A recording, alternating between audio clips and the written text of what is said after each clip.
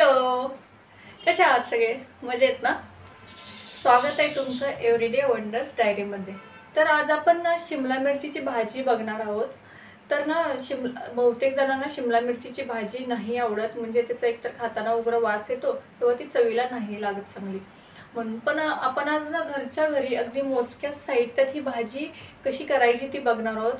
खूपच चमचमीत, पौष्टिक आणि सगळ्यांना आवडेल अशी भाजी तयार होते. आणि अगदी थोडक्यात साहित्यात ही भाजी तयार होते आणि अगदी कमीत कमी वेळात ही भाजी तयार होते. तर ना नक्की करून बघा.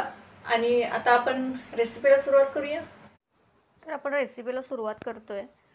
तर पहिले कढईमध्ये तेल टाकून घ्यायचं आहे आणि तेल थोडंसं गरम झालं की त्याच्यामध्ये जिरे टाकायचे. जिरे तडतडले ना की मग त्याच्यामध्ये आपण कांदा टाकायचा आहे. कांदा जेवढा आपण शिमला मिरची ज्या साईजची चिरून घेतली ना त्याच साईजचा कांदा चिरून घ्यायचा आहे. आणि कांदा आणि शिमला मिरची दोन्ही समान प्रमाणात घ्यायचा आहे. कांदा चांगला परतायचा आहे. जास्त पण एकदम कांदा असा करपूस नाही भाजायचा आहे. एक थोडासा लालसर झालं ना की मग त्याच्यामध्ये आपण शिमला मिरची टाकायची आहे. शिमला मिरची त्याच्यामध्ये टाकल्यानंतर वरून चवीनुसार मीठ टाकायचं आहे आणि चांगली शिमला मिरची परतून घ्यायची आहे. आणि मीठ टाकल्यानंतर एक वाफ काढून घ्यायची आहे. त्याच्यावर झाकण ठेवून एक 3 ते 4 मिनटं चांगली वाफ काढून घ्यायची आहे, म्हणजे शिमला मिरची अर्धवट शिजेल. खूप छान भाजी तयार करून होते. तुम्ही एकदा नक्की करून बघा आणि मग मला कमेंटमध्ये सांगा तुम्हाला आवडली की नाही ते. आता याच्यामध्ये ना आपण खोबऱ्याची चटणी घालतोय.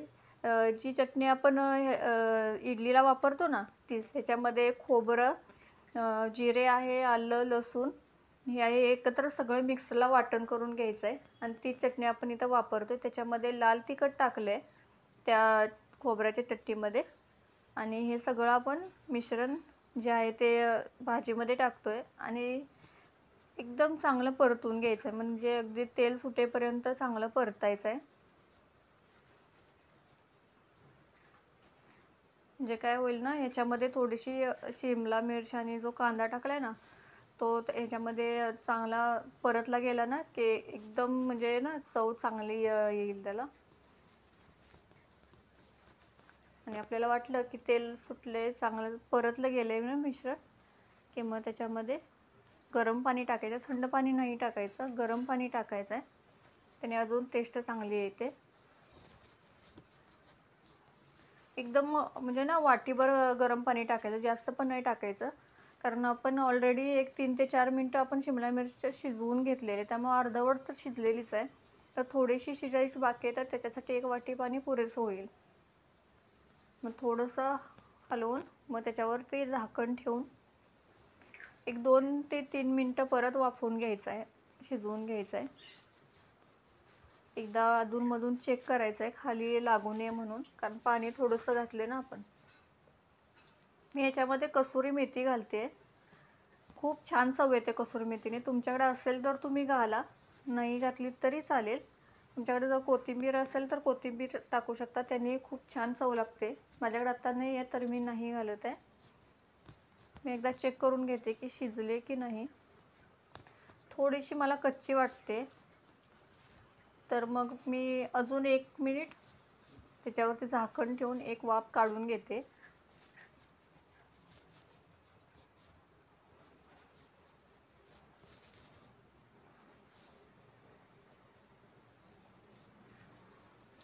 तर इथं शिजलेली आहे शिमला मिरची चांगली. थोडंसं हलवून मी गॅस बंद करून देते आणि सर्विंग बाउलमध्ये सर्व करते. तर मस्तपैकी चमचमीत, झणझणीत आणि अतिशय पौष्टिक स्वादिष्ट अशी भाजी तयार झालेली आहे.